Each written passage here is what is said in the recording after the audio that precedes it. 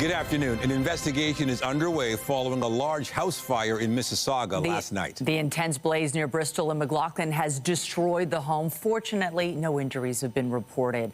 CTV's Janice Golding has been following this investigation. She joins us live from the scene with the latest. Janice. Hi, Michelle. Yes, fire officials are still here monitoring for hot spots after a devastating fire gutted a home here in Mississauga. Now, fire officials say they received a call at 10:40 p.m. Initial reports were that there were 8 people trapped inside the home on Select Court near Eglinton and McLaughlin. Emergency responders would quickly determine, however, that the family was actually away on a trip to Vietnam and there was no one inside. Mississauga Fire says the 2-alarm blaze required 12 pumpers, and it took about 2.5 hours to get under control. At this point, they say there are hot spots in the basement that they cannot reach due to floor instability. It's just not safe. They're now waiting for heavy equipment to arrive so the building can be taken down, and investigators from the Ontario Fire Marshal's office can determine what caused an initial explosion that sparked the blaze. Essentially around 10:30, 10:40, we were just getting ready for bed, and then we heard a loud boom.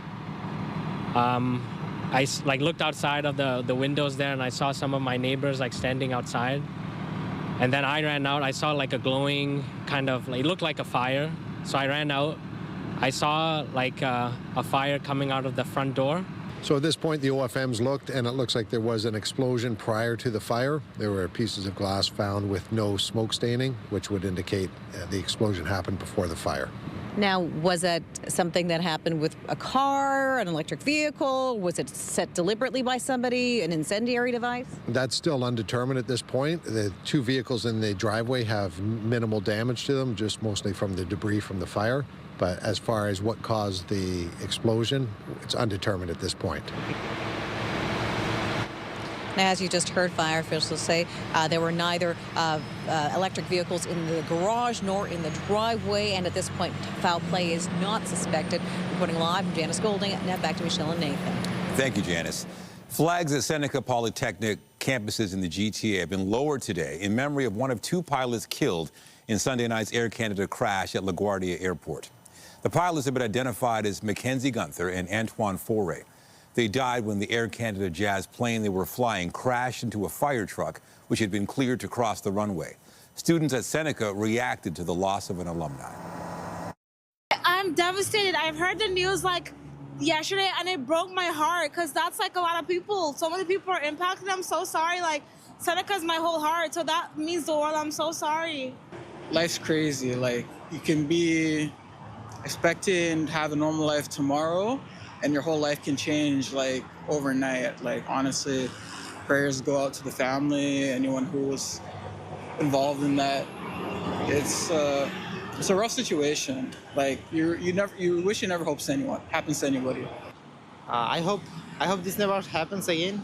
I hope the government they solve the issue and figure out not how it happened, and it never happens again. Still to come, more on the investigation underway in New York into the deadly crash. We'll have those details a little later in the newscast.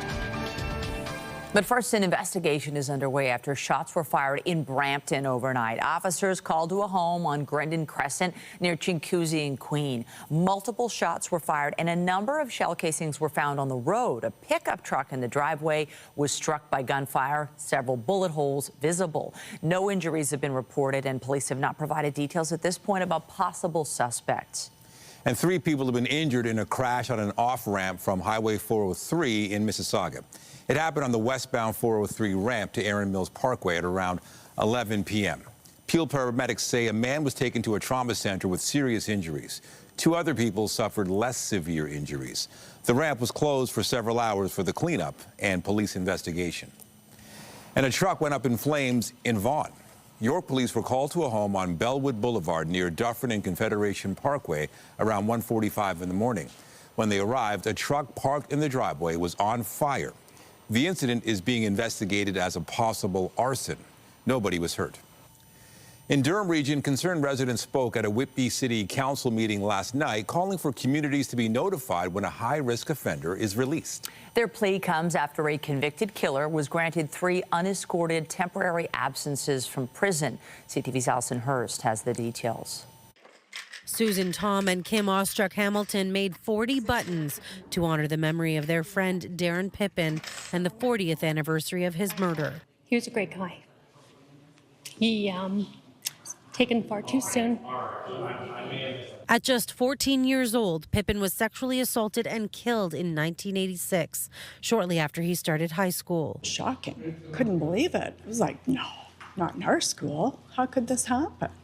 And especially just somebody like him.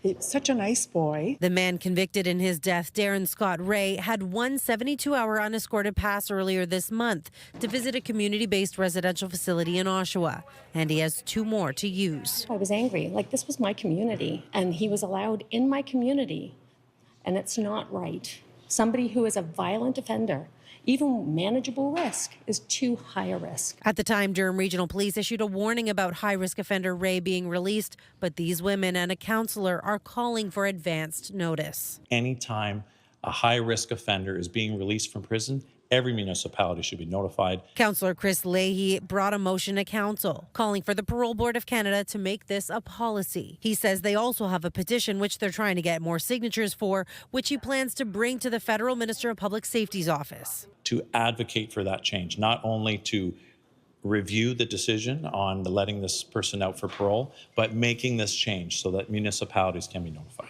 Both Tom and Ostruck-Hamilton added their voices to the motion by speaking at council, saying they've got their friend Pippin's back. He can't be roaming the streets. This is wrong. Why should he be enjoying his life when Darren never got that chance? Though it will have been 40 years since his death on Wednesday, they still speak about Pippin often. Always a smile on his face. Friendly with everybody.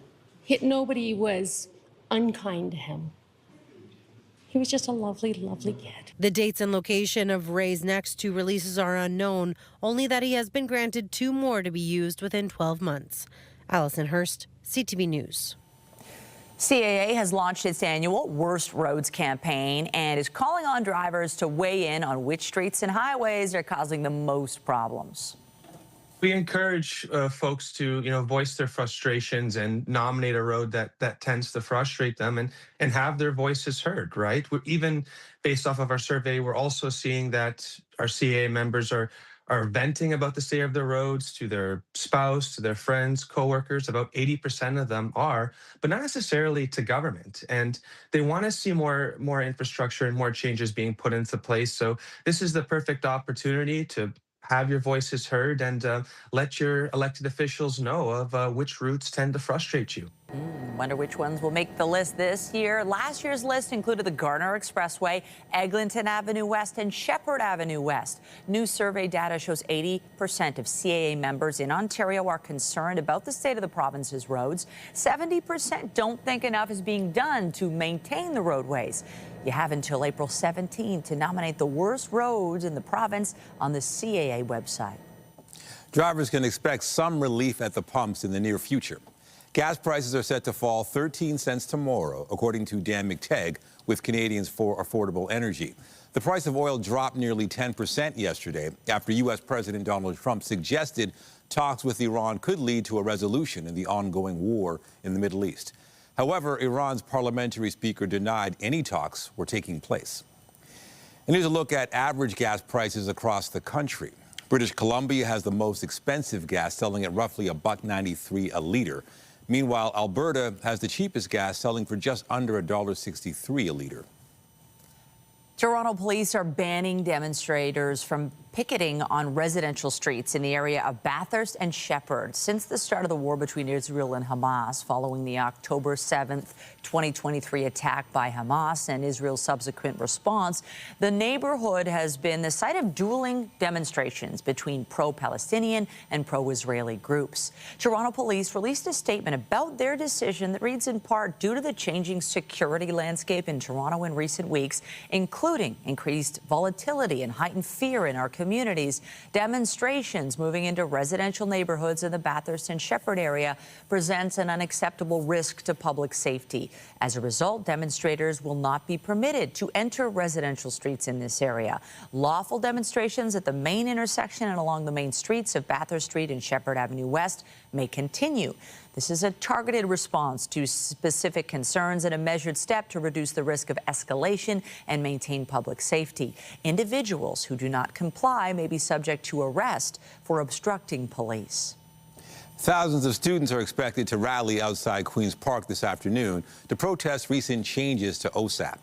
The demonstration will be the latest in an ongoing series of protests against the funding cuts. A rally earlier this month prompted the government to cover statues on the ground of Queen's Park because of concerns about vandalism. Under the old OSAP program, students could receive 85% of their funding through grants. Now, the Ford government is planning to slash that to 25%, with the remaining 75% available as a loan. The province says the change is necessary to fix what it calls an unsustainable program. The rally is expected to begin at 1:30 this afternoon.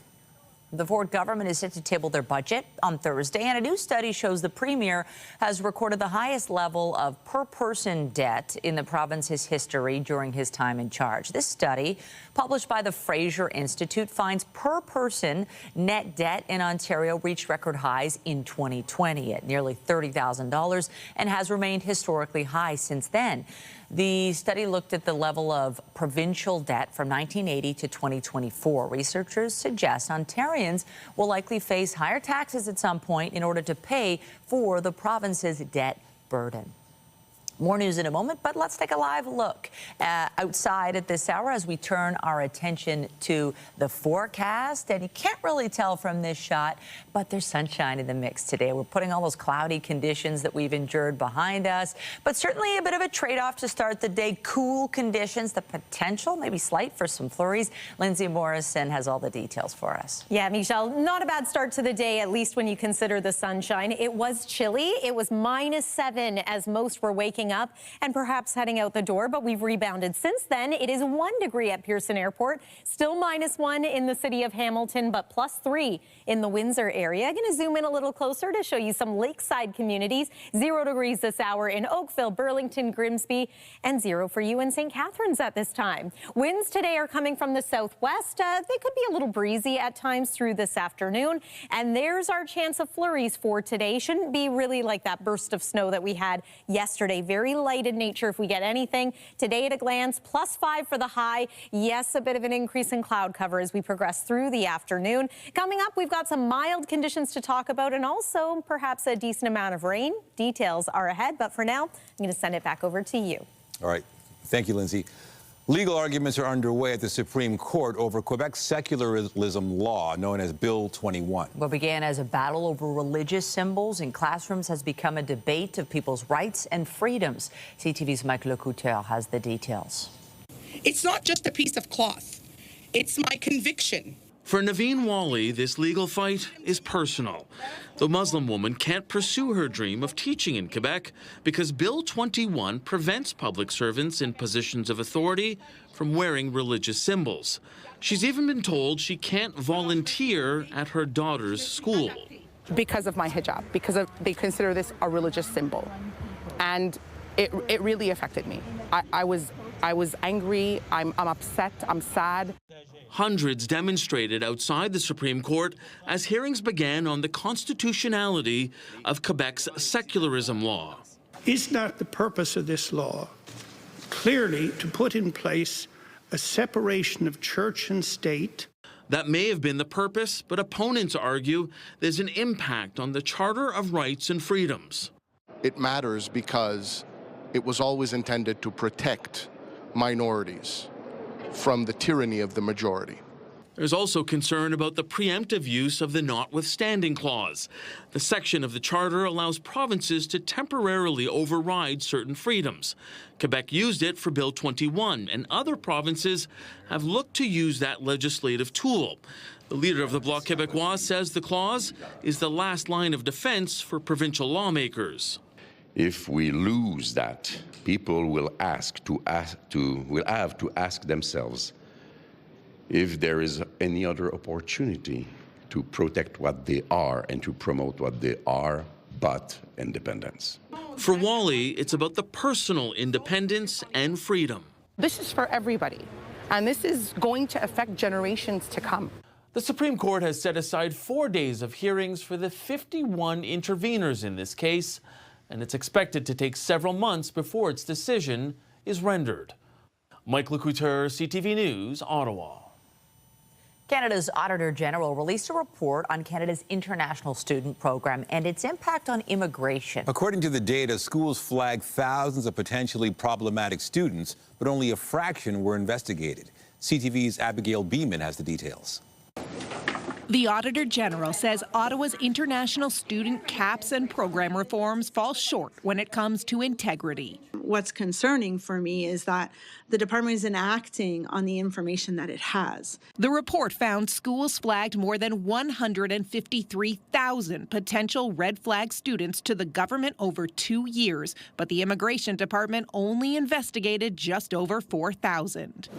And when 41% of flagged students didn't respond to the government, the investigation seemed to end there. We will definitely do better. Overall, the caps worked to drop the numbers, but the audit found they dropped much more than expected. This graph shows the projected number of new study permits for 2024 and 25, and the total actually approved up until September. The audit also found 800 cases where applicants either used fraudulent information or misrepresented themselves. Most went on to apply for other immigration permits, and more than half of those were approved. We will be centralizing the investigation.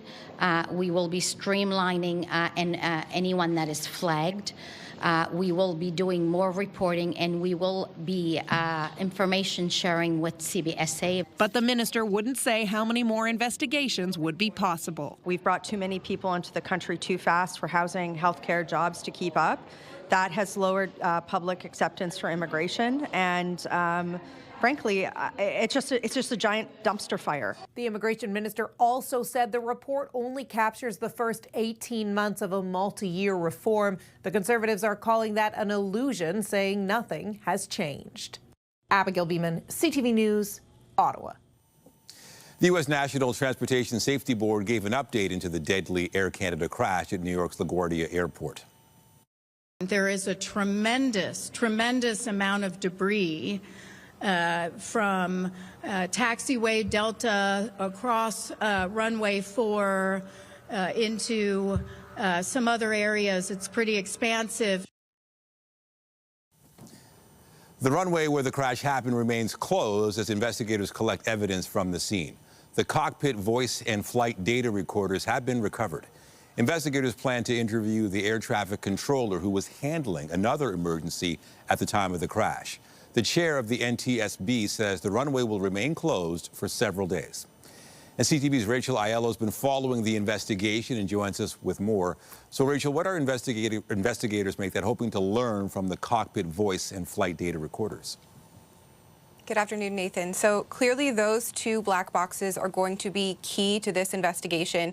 Those pieces of information are going to shed direct light on what was going on within that Air Canada flight in the moments leading up to the tragic crash. We'll likely learn whether brakes were applied, as we've heard from some passengers, witnesses indicating that was the case, what communication there was between the pilots and U.S. air traffic control in those moments. So certainly being able to recover those two black boxes, the voice recorder as well as the flight data, is going to be a major piece of this investigation, and an investigation, Nathan, that we now know that Canadian officials are participating in while it is being led by U.S. Transportation Safety Board officials. Canadian officials are taking part, will play a role in this given the cross-jurisdictional nature. But beyond the voice recorder, we're also expecting there's going to be, as you rightly mentioned, interviews with the air traffic controllers. A lot of questions swirling right now about staffing levels, training, potential fatigue that may have played a role here, as well as interviewing witnesses, including those expected. 72 passengers, 4 crew members, and others around the scene, including those fire truck passengers. All of those pieces will help to piece together exactly how this tragedy transpired. Yeah, a lot of different factors. They're also looking into how many people were in the control tower when the crash happened. Why might that be important? Yeah, obviously this has been a big question surrounding this and other recent incidents of air travel incidents in the United States, tying back to funding challenges that U.S. air traffic controllers are facing, staffing issues. And this was actually something that Canada's Transportation Minister was asked about by reporters today, whether this was a prioritizing or a big concern for him. Here's what he had to say. I have the duty to follow the evidence where it leads. That's what we'll be doing.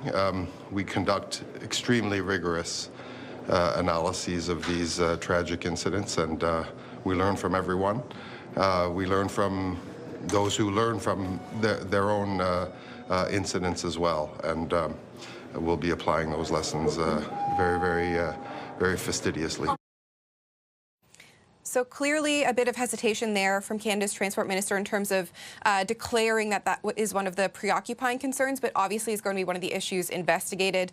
Stephen McKinnon, the Transport Minister, indicating as well that Canadian and American air officials have been and will remain in close contact, those lines of communications continuing as this investigation unfolds and as that tarmac at LaGuardia reopens in the coming days.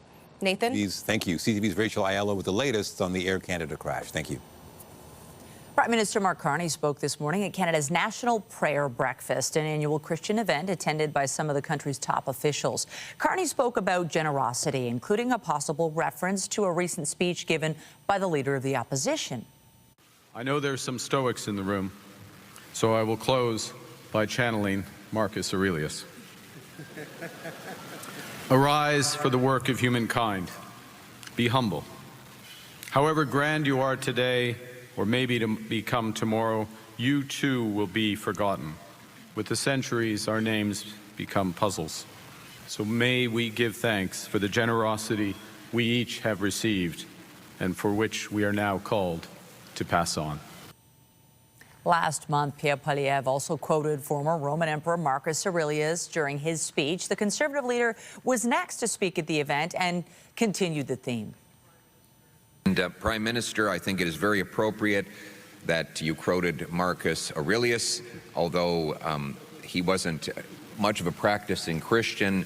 Stoicism, no, is very appropriate because Stoicism and Christianity do share a common theme, which is to focus on what you can control and release all that you cannot. Ultimately, the Serenity Prayer is obviously a Christian prayer, but it is very much a Stoic one. God, grant me the courage to change the things I can, the serenity to accept the things I cannot, and the wisdom to know the difference. The philosophy of Stoicism mentioned by both leaders there, promoting a focus on actions that can be controlled and less anxious acceptance of events that cannot. Iran fired multiple waves of missiles at Israel today, despite U.S. President Donald Trump saying America's in talks with Iran to end the war. Iran has denied that claim. 4 people suffered minor injuries when a missile struck a street in central Tel Aviv, causing damage to a nearby apartment building. A residential building in northern Tehran was heavily damaged by strikes from U.S. and Israeli forces. An Israeli military official says the country carried out a large wave of airstrikes across several areas of Iran. Israeli Prime Minister Benjamin Netanyahu has indicated his country will continue to strike Iran and Lebanon, even as the U.S. considers a ceasefire. Meanwhile, Israel continues to attack the southern suburbs of Beirut. It says it's targeting infrastructure used by the Iran-backed militant group Hezbollah. The Lebanese Health Ministry says at least 3 people were killed in an airstrike on a residential apartment in Beirut's southeast. And 3 Pakistani officials and an Egyptian official say the U.S. has agreed in principle to join talks in Pakistan to try and end the war. They add mediators are still working to convince Iran to join these talks. Iranian officials have remained defiant, saying they will fight until, quote, complete victory. Russia launched a massive drone and missile barrage of civilian areas of Ukraine. The overnight strikes killed 4 people and injured at least 27. Ukraine's Air Force says Russia fired nearly 400 long-range drones, as well as a cruise and ballistic missile. Today, the Ukrainian Prime Minister said there was a daylight attack on the crowded center of the western city of Lviv. 2 people were injured. Ukraine says the enemy is also trying to break through frontline defenses in several key areas. Some experts believe a spring-summer offensive appears to have begun. NASA announced plans today to build a multi-billion-dollar base on the surface of the moon. The moon base will not appear overnight. We will invest approximately $20 billion over the next 7 years and build it through dozens of missions, working together with commercial and international partners towards a deliberate and achievable plan. The space agency says the base will support sustained operations on the lunar surface. It will be constructed using some of the components already built for a planned space station in the moon's orbit. But that project has now been canceled in favor of this base. The change is related to the Artemis mission, which will see astronauts return to the moon's surface for the first time in nearly 60 years. Canadian Jeremy Hansen will fly around the moon as part of that mission. Liftoff is scheduled for April 1st. Lindsay.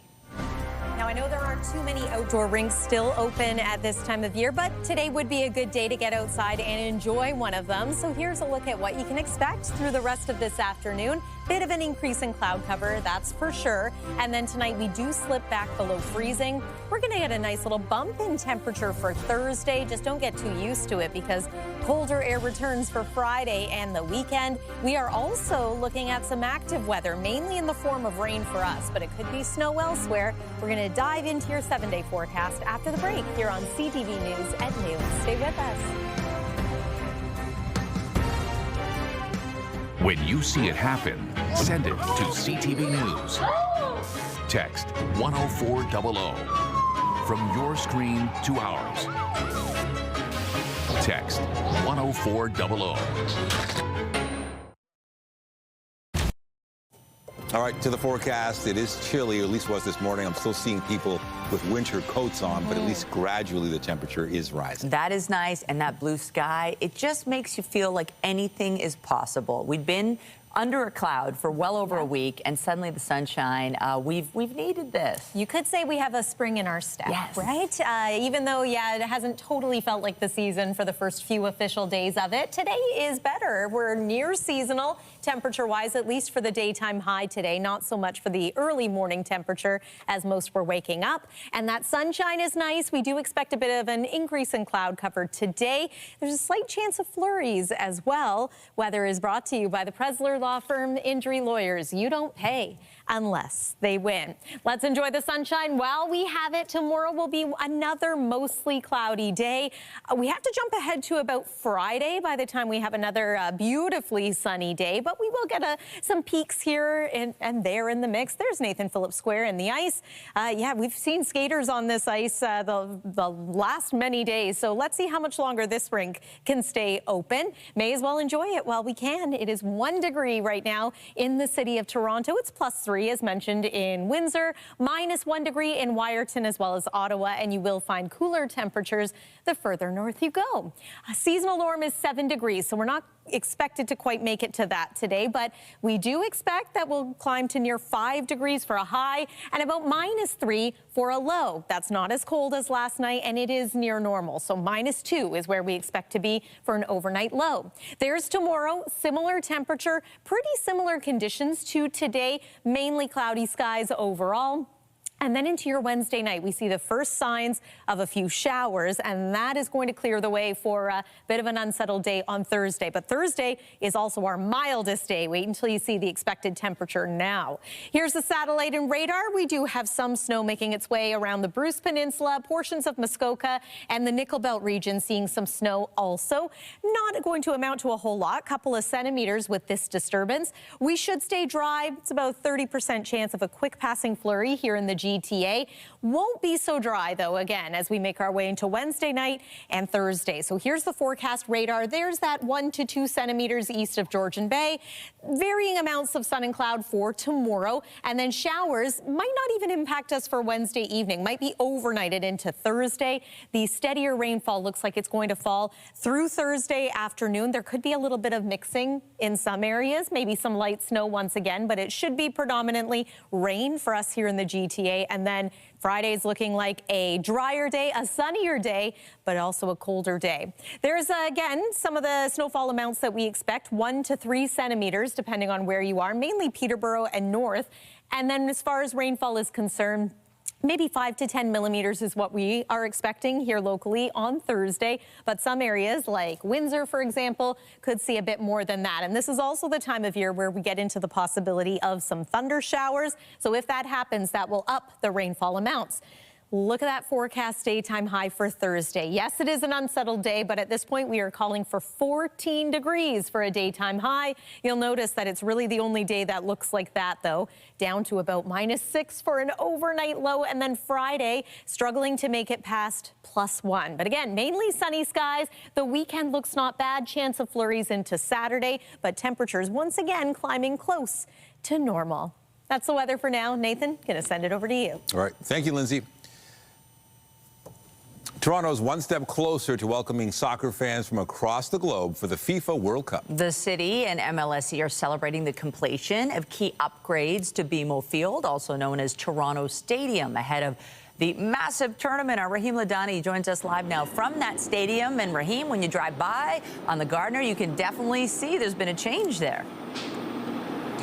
Hey, Michelle, yeah, you certainly can tell that there's been a change there. And then once you're inside the stadium and get a tour, as we just completed doing, you can see that the upgrades are actually quite substantial. $160 million worth of upgrades, some temporary, others permanent, and it's pretty impressive. Let's talk about the one which, as you mentioned, that you can see when you're driving by outside. That is the temporary seating. A lot of questions had been made about the safety of these. Well, we got an up-close look at them, and officials tell us that they have actually sat in each and every seat. And while some may look at pictures and videos and say this doesn't look too sturdy, officials say that the seats are safe for everyone to use. And this is a big part of the transformation of BMO Field into Toronto Stadium because it's expanding the capacity up to 45,000 seats. Another big change here will be the field. TFC, the BMO Field, has always had natural grass, but they actually dug 8 inches under to get new stitching and new rubber on the field. That makes it more authentic, and it's going to help it stay up to date and really the longevity of the field to have so many World Cup games in such a short amount of time. We also got a tour of the locker room. They had to expand the locker room to 26 lockers. That's the FIFA standard. Another area which is really interesting, which fans will be interested to hear, is the kitchen space. Whether you're a dignitary VIP or enjoying some of the offerings at the concourse, one of the big meaningful changes which is really thoughtfully being done are the food offerings. And we spoke to one of the chefs who told us that depending on which games are being played inside Toronto Stadium for that day, they're going to try to reflect that in the food offerings, meaning whether Croatia is playing here or Cote d'Ivoire and of course Canada, they are going to have food from those local regions to really try to mimic and help people feel like they're in that country. So there are a lot of upgrades to the stadium. Have a listen to what some of the officials are saying about them today. We expanded seating to 45,000 people, installed a new FIFA grade pitch, upgraded player and broadcast facilities, and improved the fan experience with better technology and, yes, food option. That's important too. These improvements will benefit fans for years to come.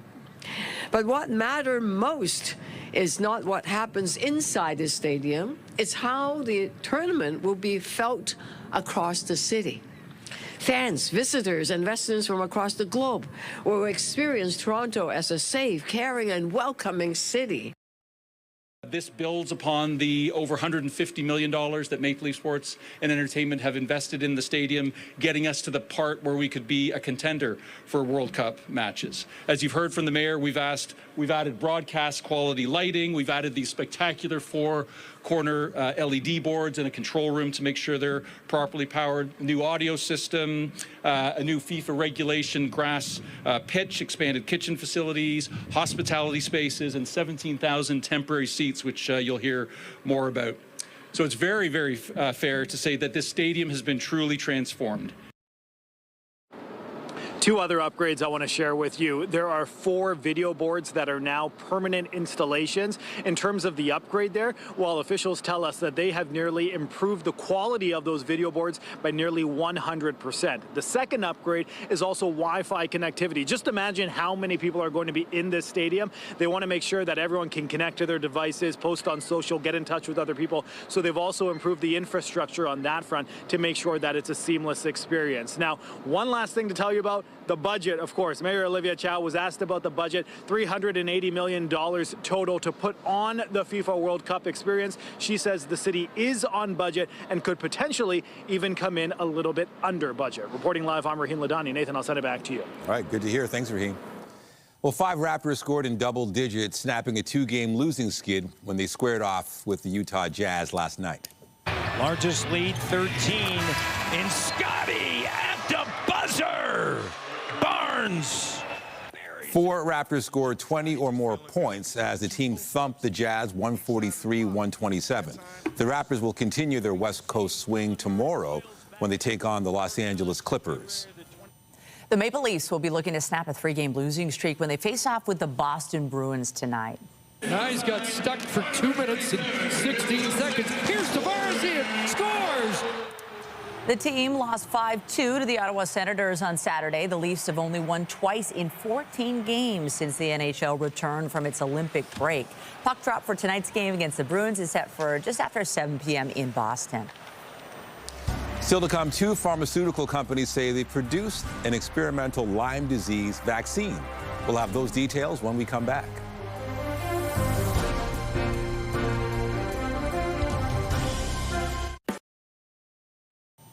Pharmaceutical companies Pfizer and Valneva say they've made an experimental vaccine for Lyme disease that is broadly effective despite the clinical trial failing to achieve its main goal. The companies say the new vaccine was more than 70% effective in preventing Lyme disease in people aged 5 and up during a phase 3 trial. However, because there were fewer cases of the tick-borne illness during the study period, the trial did not reach its primary endpoint. You know, when you get a vaccine, your body produces what are known as antibodies, and if you're exposed to the bacteria or the virus, your body will mount an immune response to it when it gets into your body. What's neat about this vaccine is, yes, you're given a shot and you produce antibodies to it, but it's not necessarily taking effect in your body. When a tick bites you and sucks up your blood, those antibodies bind to the Lyme in the tick to prevent it from being transmitted to you. So you're actually transferring the blocking technique of the antibodies in the tick itself. So it's a rather smart way to prevent transmission. People bitten by an infected tick often get a rash and flu-like symptoms, including muscle and joint ache, headache, nausea, and vomiting. In some cases, the disease can also lead to neurological problems. Experts warn transmission rates could rise as climate change leads to longer, warmer, and drier summers, which is an ideal environment for ticks. Still to come, Canadian farmland is continuing to grow in value. We'll have more on which areas have seen the biggest bumps when we return. Get Toronto's top stories, breaking news alerts, and watch live. Download the CTV News app. Agricultural land prices in Canada continued to climb last year, but some regions saw a larger increase than others. That's according to a new report by Farm Credit Canada. The value of Canadian farmland rose by an average of 9.3% last year. That increase was on par with 2024, but less than the 11.5% jump in 2023. Prairie provinces saw the biggest bumps last year, while British Columbia saw a decrease of nearly 2%. Another new report shows tens of thousands of federal workers are still dealing with issues linked to the Phoenix pay system. Now, Canada's Auditor General says those problems could carry over into the new pay system if they're not addressed soon. CTV's Josh Morano has the story. Kevin Wazen is one of thousands of federal employees who have had to deal with Phoenix pay system issues. They'll email you like, oh, we're not going to pay you, and, you know, these next 2 weeks you're not getting paid, so you're sitting there scrambling. Wazen isn't the only one experiencing problems. According to Canada's Auditor General, as of late September, more than 230,000 pay transactions remain in backlog. We also found limited progress in clearing the backlog of requests to fix employees' pay. Since Phoenix was introduced in 2016, there have been significant issues with employees being underpaid, overpaid, or not paid at all. Now, the federal government is working to replace it with a new system, Dayforce, which is expected to be implemented by 2031. But Hogan warns the government is running out of time to clear the existing backlog. This creates a risk of transferring existing pay errors into the Dayforce system, which could undermine its effectiveness from the start. I want to get to a point where people are paid properly, but if it's waiting on this new pay system, it's still going to be a problem. And the fact that we're, this far away, why are we still having these problems 10 years on? But replacing Phoenix comes with a hefty price tag. The government estimates it will cost around $4.2 billion, but Hogan says she expects the actual cost to be higher. I look back to Phoenix 10 years ago, we were supposed to save $400 million, and it's now cost close to $5 billion. And the money that is being spent on this new pay system, are we going to see really a return on investment? For workers like Wazen, confidence in a new system is still hard to find. Hopefully they fix it. Obviously, I wish them the best, but I don't have high hopes. Josh Morano, CTV News. Newly released data suggests Canadian causes are getting a major boost from the fundraising platform GoFundMe. In the past 5 years, $1 billion has been raised through GoFundMe for causes across our country. A cause that saw major support from the platform was the fundraising effort following the Humboldt Broncos bus crash in 2018.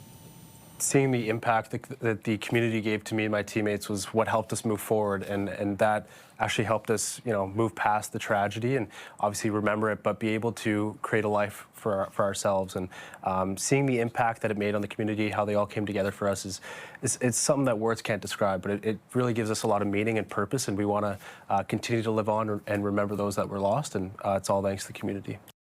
Canada is number 5. We're in 20 countries around the world, so it's a very high ranking. Just to give you a sense of this, there's 6,000 times a day Canadians are supporting one another on GoFundMe. And in the last year alone, Torontonians donated nearly $23 million to causes through GoFundMe. Celine Dion is reportedly set to take the stage in Paris this fall for her first full show in more than 5 years.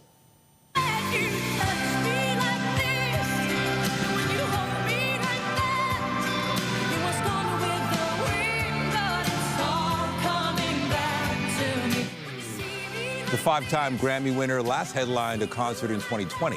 In 2022, Dion revealed she'd been diagnosed with stiff person syndrome. The rare disorder causes muscle stiffness and impaired mobility. Coming up, keeping a maritime legacy afloat. We'll have more on a boat builder in Newfoundland passing on his skills to the next generation.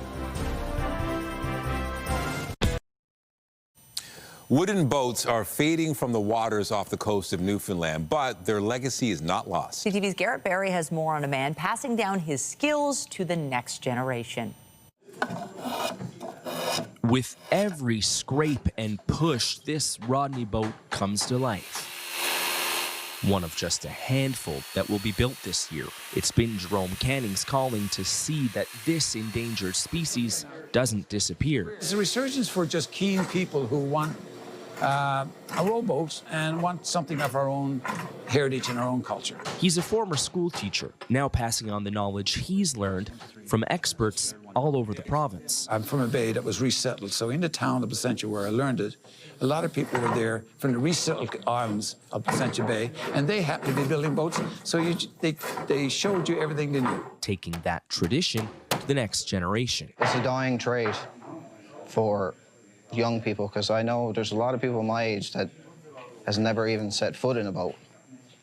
And I try and preach it to people all the time. Jerome Canning's the man for the job, according to the leaders of the Wooden Boat Museum, who organized this 12-week course. Jerome is still young enough, dare I say, to have some mileage left in him, but he's still old enough that he has the tradition that he grew up with. Many who go through this class will go on and build their own boat, their fixtures, coming back for a 1 or 2 day class to refresh their knowledge or work on particular problems. It's quite gratifying to see that we've been responsible for building half a dozen other boats. And another part of it is it's a fabulous learning experience. If you love working with wood, it's such amazing material to work with and what you can do with it. And I hope actually, you know, to pass on some of this to my sons. This Rodney will be sold to help finance museum operations. So it's 12 more men who've learned the art of the Newfoundland boat and one more boat on the water in Newfoundland and Labrador. Garrett Berry, CTV News, St. John's. How cool. Just a beautiful art form. I don't know if we're not really going boating anytime soon, but we're seeing the light at the end of the tunnel. Yes. We've got sunshine today. It won't be too long before those boats are out on Lake Ontario and other lakes across Ontario. We just have to keep thinking positively, right? Into this evening, all is pretty pleasant, pretty calm, fairly quiet. Here's a look at what you can expect for both the evening and the overnight hours. We do slip below freezing tonight, but that's still normal for this time of year. -2 is the average low at this point in the month of March. And then tomorrow, very similar temperature to today, +5 for the high, maybe a little more cloud throughout the day.